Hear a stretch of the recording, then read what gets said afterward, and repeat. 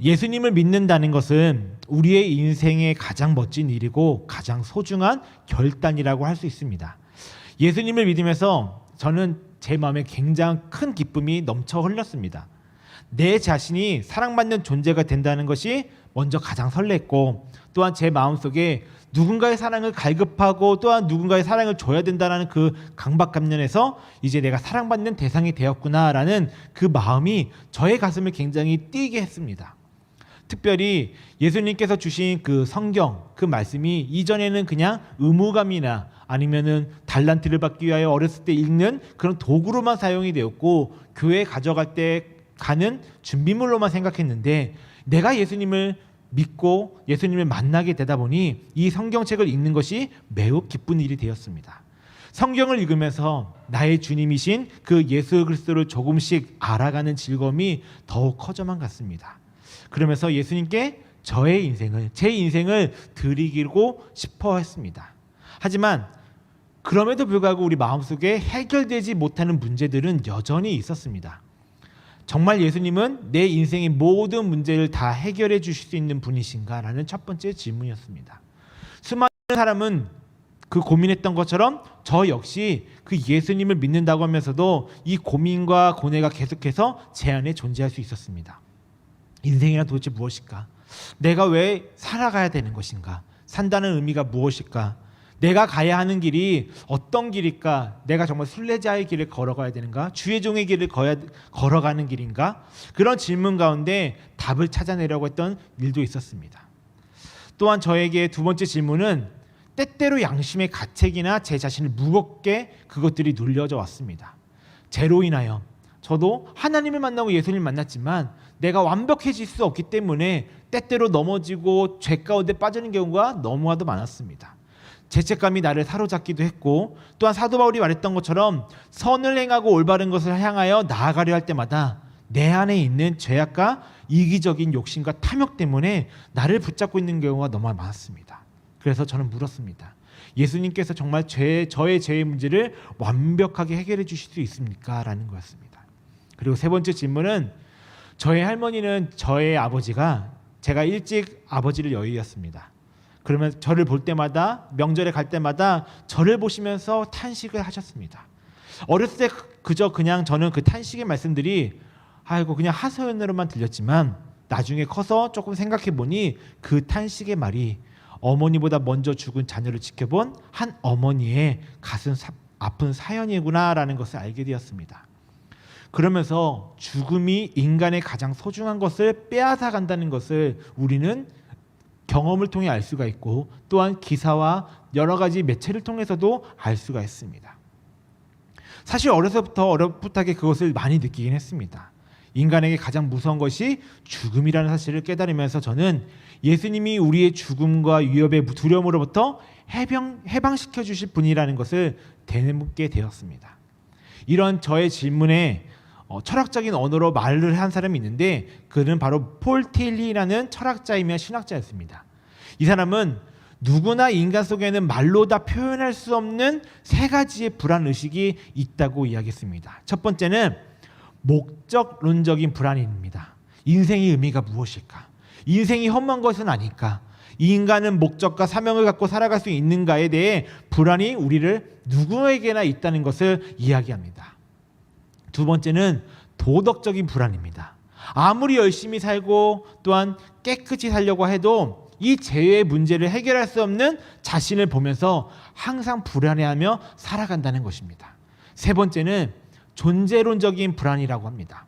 내가 지금은 멀쩡히 살았지만 언제 죽을지 모른다는, 그리고 죽어서 저 땅에 묻는, 그리고 불에 타 죽어져 버리는 그런 인생을 고민하면서 이처럼 죽음에 대한 두려움, 그리고 나의 존재가 비존재가 되는 그 두려움이 존재론적인 불안을 가지고 살아간다고 이야기합니다. 저 역시 이와 같은 불안함 속에서 예수님을 만나게 되었습니다. 어떻게 살아가야 될지, 어떻게 내가 인생을 살아가야 될지 청년이 되어서 그런 고민 가운데 예수님을 만나게 되었고 하나님을 더욱더 알아가게 되었습니다. 저는 예수님에게 물었습니다. 정말 예수님, 당신이 정말 우리의 인간 모든 문제, 나의 모든 문제를 해결해 주실 수 있는 분이신가요? 예수님께서는 그 문제에 대해서 알려주셨습니다. 예수님이 내 모든 문제에 해답이 되신다는 것입니다. 예수님께서는 제자들 앞에서 목적에 대한 불안과 삶에 대한 두려움을 이기는 힘에 대해서 말씀을 하신 적이 있습니다. 예수님께서는 의심하고 근심하는 그리고 불안해하는 제자들뿐만 아니라 지금 2000년이 흐른 지금 우리 시대에도 이 말씀을 통해 우리에게 안내해 주시고 있습니다. 그 말씀은 바로 요한복음 14장 6절 말씀입니다. 우리 함께 한번 읽어보도록 하겠습니다. 시작. 예수께서 이르시되 내가 곧 길이요 진리요 생명이니 나로 말미암지 않고는 아버지께로 올 자가 없느니라. 아멘. 내가 곧 너의 길이다. 내가 곧 너의 진리다라는 것입니다.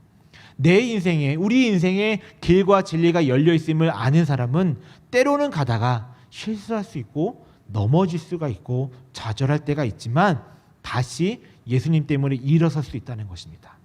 그 누구도 내가 가는 길을 막지 못하는 것은 가야 할 길과 그리고 그 진리가 예수 그리스도 안에 있기 때문이라는 것입니다. 예수님은 우리에게 이것을 말씀해 주시고 계시고 이것을 알려주고 계십니다. 두 번째로 죄의 문제입니다. 예수님께서는 우리의 죄의 문제를 해결해 주셨습니다. 예수님은 이 중풍병자를 만나 육체의 질병을 고치시기 전에 먼저 그를 마음의 죄에서부터 해방시켜 주십니다. 마가복음 2장 5절 말씀입니다. 예수께서 그들의 믿음을 보시고 중풍병자에게 이르시되 작은 자야 내 죄사함을 받았느니라 하시니. 아멘. 저는 성경을 읽으면서 기뻤던 것이 많습니다. 그리고 감사한 것도 너무 많고 은혜가 되는 것이 너무나도 많았습니다. 성경은 사람의 가슴속에 맺혀진 것을 풀어주는 은혜의 역사가 있습니다.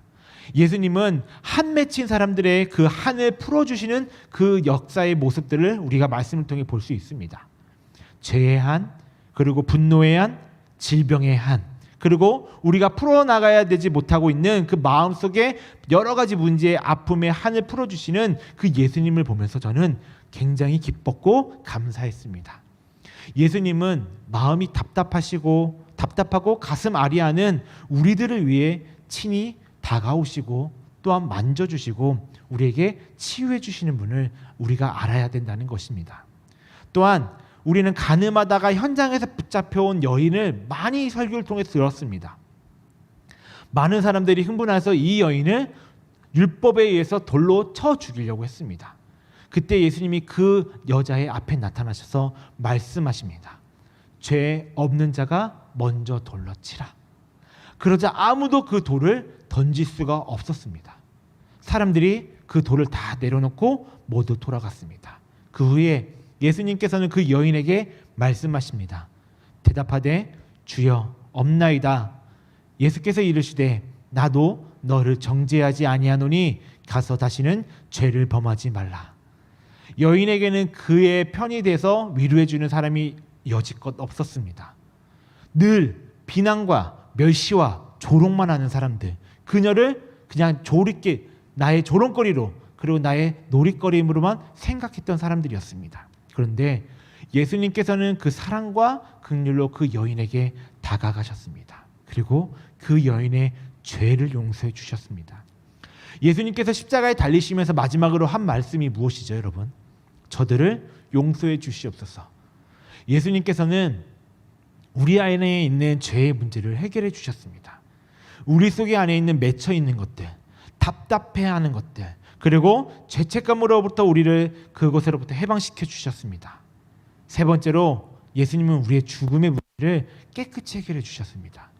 사랑하는 오빠 나사로의 죽음, 그 앞에서 그의 여동생 마르다와 마리아가 두려워 떨면서 오열했습니다. 예수님도 그 모습을 보면서 눈물을 흘리셨고 함께 그 고난에 동참을 하셨습니다. 그런데 예수님께서는 요한복음 11장 25절 이하의 말씀에서 그 두 자매를 향해서 이와 같이 이야기하십니다. 예수께서 이르시되 나는 부활이요 생명이니 나를 믿는 자는 죽어도 살겠다. 인생의 종착역이 죽는 것이 아니라는 것입니다. 죽음 이후에 또 다른 세계, 우리가 보이지는 않지만 가야 하는 세계가 있다는 것입니다. 영원한 생명이 있다는 것을 말씀해 주고 계십니다. 그래서 예수님께서는 나사로를 다시 살려주시고 또한 당신이 십자가에 못 박히셨다가 죽었다가 다시 사흘 만에 부활하신 역사를 우리 가운데 친히 보여주셨습니다. 여러분, 기독교는 그래서 부활의 종교라고 합니다. 기독교는 영생의 소망을 가지고 이 땅에서 담대하게 살아가는 믿음의 종교입니다. 우리는 이 예수님을 통해서 우리의 죽음의 위협을 넘어서라는 그 말씀을 듣게 됩니다. 사망아, 죽음아, 네가 쏘는 것이 무엇이냐? 사망아, 죽음아, 너의 승리가 어디에 있느냐? 예수님을 믿는 사람들의 축복이 바로 여기에 있다는 것입니다. 저는 이런 예수님을 만나게 되면서 저의 인생이 너무나도 기뻤고, 그리고 예수님이 그동안 그냥 교회에서 들어왔던 예수님에서 나의 인생의 모델이 되었고 따라가야 될 분이 되었고 내 인생의 가장 멋진 사람이 되었습니다. 예수님을 믿는 것이 그리고 또한 너무나도 자랑스러워졌습니다. 여러 가지 사건들 때문에 교회가 핍박당하고 손가락질을 당해도 내가 창피함 당하는 것이 아니라 내가 더욱더 하나님을, 예수님을 더 감사하며 존경하고 자랑스럽게 여겼습니다. 이 세상에 어느 누구도 예수님처럼 이렇게 단도직입적으로 말하는 사람은 없었습니다. 내가 길이다, 내가 너의 진리다, 내가 너의 생명이다, 내가 부활이다, 내가 너의 용서가 된다. 우리는 말씀을 통해서, 성경을 통해서 하나님의 아들이심을, 예수님을 깨달을 수 있습니다. 저는 예수님이 좋아서 말씀을 읽기 시작했습니다. 이전에는 의무감으로 읽었고 무엇을 조건을 달고 읽었지만은 내가 예수님을 만나고 예수님을 좋아하게 되게 되니까는 하나님의 말씀, 성경책을 읽게 되었다는 것입니다. 그 중에 저의 가슴을 벅차게 했던 말씀들이 너무나도 많았습니다. 하나님께서 말씀하시면 그 말씀이 사건이 되는 그 말씀들을 보면서 아, 하나님, 내 인생에도 이렇게 해주시옵소서라고 기도하며 읽게 되었습니다. 그것은 다른 철학자들, 똑똑하다는 사람들의 말과 달랐습니다. 지성적인 저희 머릿속에 그 말들과도 달랐습니다. 그 말씀이 이 땅에 그대로 이루어진다는 사실을 우리에게, 그리고 저에게 알려주었습니다. 그 말씀이 처음 성경을 첫 페이지를 열자마자 시작됩니다. 하나님께서 태초에 하늘과 땅을 만드셨때 이렇게 이야기했습니다. 하나님이 이르시되 빛이 있으라 하시니 빛이 있었고. 말씀 속에 살아있는 에너지가 있는 것입니다. 말씀 속에 살아있는 능력이 있는 것입니다. 빛이 있으라 말씀하시니 그대로 되었다는 것이 창조 역사 속에서 하나님의 말씀의 모습이고 증거라는 것입니다. 우리가 잘 알고 있는 믿음의 조상, 이 아브라함 다시 한번 생각해 보시길 바랍니다. 그가 믿었던 하나님은 어떤 하나님이셨습니까? 아브라함은 하나님께서 말씀하실 때 그 말씀이 사건이 된다는 것을 그대로 받아들였습니다. 내 자녀가 하늘의 별처럼 바닷가의 모래처럼 많아질 것이라는 그 말씀은 그 아브라함이 그대로 수용했습니다. 현실은 그렇지 못했습니다. 현실에는 문제가 너무나도 많았습니다. 현실적으로 그는 절대로, 특히 아내 사라가 그렇게 할 수가 없는 이제 늙은 몸이 되었습니다. 어디에로 자녀를 낳을 가능성은 지금의 의료 기술로도, 의료학으로도 밝힐 수가 없습니다. 그러나 아브라함은 하나님의 말씀을 믿었습니다. 아브라함이 여호와를 믿으니 여호와께서 이를 그의 의로 여기셨느니라. 아멘. 여호와를 믿는 것, 여호와의 말씀을 믿는 것입니다. 예수님을 믿는다는 것은 예수님의 말씀을 우리가 믿겠다는 것입니다. 그 말씀이 살아있고 그 말씀에 힘이 있고 에너지가 있어서 내 삶을, 여러분의 삶을 그대로 그 삶 속에서 나타난다는 사실을 믿는 것이 우리의 진짜 믿음이라는 것입니다. 그래서 구약의 예언자들은 하나님의 말씀을 기다렸습니다. 그리고 그 말씀을 들었습니다. 하나님의 말씀이 그들에게 임할 때마다 그들은 애원하지 않을 수가 없었습니다. 좋은 예언도 있었고 나쁜 예언도 있었습니다. 그러나 하나님의 말씀이었기 때문에 좋은 예언도 선포해야 됐고, 나쁜, 내가 생각하는 하나님의 멸망의 말씀이어서도 그것을 선포해야 했습니다. 하나님께서는 예레미야에게 계속해서 자기 민족에게, 이스라엘 민족에게 심판을 전하라고 말씀했습니다. 그는 자기 민족에게 그 심판을 선포하기도 너무나도 싫었고 두려웠습니다. 누가 내가 믿는 민족이, 내 가족이 멸망당하는 것을 전하고 싶겠습니까? 그러나 그는 결국 이렇게 이야기합니다. 이제는 주님을 말하지 않겠다.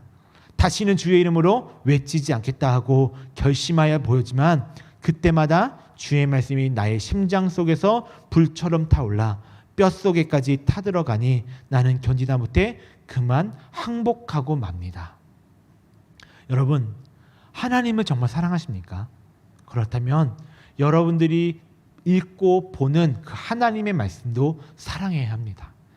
여러분, 예수님을 정말 사랑하십니까? 그렇다면 예수님께서 우리에게 말씀하신 것을 지켜 행해내고 그 말씀이 어떤 말씀이셨는지를 들어야 합니다. 그리고 그 말씀이 이제 나의 사건, 내 삶의 사건이 되고 믿음의 스토리가 되어서 나타난다는 사실을 가슴으로 받아들이고 그 삶 가운데서 살아가야 합니다. 저는 이 사실을 깨달았을 때 하나님 앞에, 예수님 앞에 무릎 꿇고 기도할 수밖에 없었습니다. 하나님, 저에게도 말씀해 주시기를 간절히 소망합니다. 제가 듣기 원합니다. 당신의 말씀을 내 삶 속의 사건으로 만들어 주시옵소서. 생명의 사건, 사랑의 사건, 그리고 내 삶의 치유의 사건으로 저를 변화시켜 주시옵소서. 기도할 수밖에 없었습니다. 사도 바울은 예수 그리스도만을 알기로 했다고 선언했습니다. 그것도 십자가에 못 박히신 예수 그리스도만을 알기로 했다고 선언합니다. 오늘 말씀 2장 2절 표준세 번역에 나는 여러분 가운데서 예수 그리스도의 곧 십자가에 달리신 그분밖에는 아무것도 알지 않기로 작정하였습니다. 바울이 어떤 인물입니까? 무식한 인물이었습니까? 아니에요. 그는 당대의 지식인이었다고 이야기합니다. 유대 히브리 종교의 정통한 바리새인이었고요. 그리고 헬라 도시였던 다수에서 자라면서 그 헬라 철학을 섭렵했던 인물입니다. 또한 처음에 그리스도가 십자가에 못 박혔다는 사실을 받아들일 수 없을 때는, 그가 지식과 지성이 그것을 이해할 수 없었을 때는 저항하고 거부하였습니다. 그리고 믿는 사람들을 핍박했습니다. 이단 중에 이단이 기독교였습니다. 그래서 그는 칼을 높이 들고 기독교인을, 예수 그리스도를 믿는 사람들을 핍박하고 죽이기 시작했습니다. 그러나 하나님께서 바울을 사용하시려고 하시자, 그를 원하시기 시작하자 바울은 십자가에 죽었다고 생각했던 그 나사렛 예수가 바울하신 그 그리스도가 자신에게 오신 모습을 목격하게 되면서 그의 인생은 바뀌었습니다. 정말 당신이 예수입니까? 당신은 도대체 누구이십니까? 당신이 정말 하나님의 아들이십니까? 당신이 십자가에 죽은 것이 나 때문에 죽으셨습니까? 아니면 우리를 향한 하나님의 증거를 보여주시기 위함이십니까? 사도 바울은 그때 깨닫습니다. 바울은 가장 강한 분이 가장 연약한 모습으로 이 땅 가운데 오셨음을 깨닫게 됩니다. 가장 영광스러웠던 분이 가장 누추한 자리로 내려오고 또한 가장 비참한 자리에서 죽었다는 사실을 알게 됩니다. 그리고 가장 지혜로우신 분이 이제 인간을 살리려는 하나님의 사랑 때문에 가장 미련한 모습으로 이 땅에 오셨고 죽으셨다는 사실을 깨닫게 되는 것입니다. 그래서 머리를 숙이고 무릎을 꿇습니다. 그는 겸손히 자기의 모든 것을 내려놓고 예수 그리스도를 자신의 주인으로 영접합니다. 예수님 안에 있는 하늘의 지혜와 성령의 능력을 확인하고 나를 위해 자기 아들을 버리신 그 하나님의 사랑을 은총을 깨달으면서 사명을 가지고 살아가게 됩니다. 그는 예수 그리스도가 곧 하나님의 말씀임을 깨닫게 됩니다. 하나님의 약속이 이루어지신 것을 믿게 됩니다. 그래서 그분의 말씀을 증거하기 시작했고 그 삶을, 자기의 삶을 모두 예수 그리스도를 위하여 복음을 전하는 일에 쓰임받게 됩니다. 바울이 십자가에 달린 그 예수 그리스도만을 알기로 했다는 것은 이제 다른 모든 지식을 이제는 버리겠다는 뜻이 아닙니다. 내가 사도 바울이 보는 눈을 달리 하겠다고 고백하는 것입니다. 예수님의 십자가의 그 눈으로 세상과 사람과 역사를 이제는 보겠다는 것입니다. 예수 그리스도를 믿는 것은 매우 중요한 것입니다. 우리가 쓰고 있던 안경을 이제는 바꾼다는 것입니다. 지금까지 지니고 있던 나의 지식, 그 지혜의 안경에서 이제는 예수님을 아는 예수 그리스도를 통한 하나님의 지혜와 그 지식의 안경으로 내 인생의 모든 것을 다시 보겠다는 것입니다. 그것은 지식이 내가 많다고, 내가 좋은 대학을 다녔다고, 좋은 직장에 들어갔다고 으쓱대며 교만할 자가 볼 수 없는 것입니다. 이것을 깨닫게 되었을 때 바울도, 당대의 가장 유명한 지식인도 가장 낮은 자리로 내려오게 되었고 그 삶을 살아가게 되었습니다. 내가 너희 가운데 거할 때에 약하고 두려워하고 심히 떨었노라. 본래 바울은 강한 사람이었습니다. 그런데 이제는 약한 자가 되었습니다. 바울은 담대한 사람이었습니다. 그런데 두려워하고 떠는 사람으로 이제는 서 있다는 것입니다. 왜 그렇게 되었을까요? 이제 그래야 자신이 아니라 나를 위해 죽으신 그 예수님이 드러나고 성령의 역사가 나타나며 하나님께 영광 받으신다는 것을 깨달았기 때문이라는 것입니다. 기독교에 있어서 가장 큰 죄 중에 하나가 무엇입니까? 바로 교만입니다. 교만은 우리의 눈, 나의 눈을 닫아버리게 됩니다. 그렇기 때문에 교만 때문에 많은 큰 교회 목사님들이 이 교만으로 인하여서 무너지고 마지막에 안 좋은 모습들을 너무나도 보이면서 우리가 슬퍼하고 괴로울 때가 많았습니다. 교만은 지혜와 지식을 끊어지게 됩니다.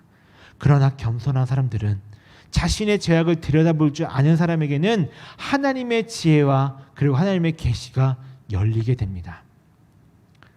표준세번역으로 오늘 말씀 4절 5절 말씀 제가 읽어드리겠습니다.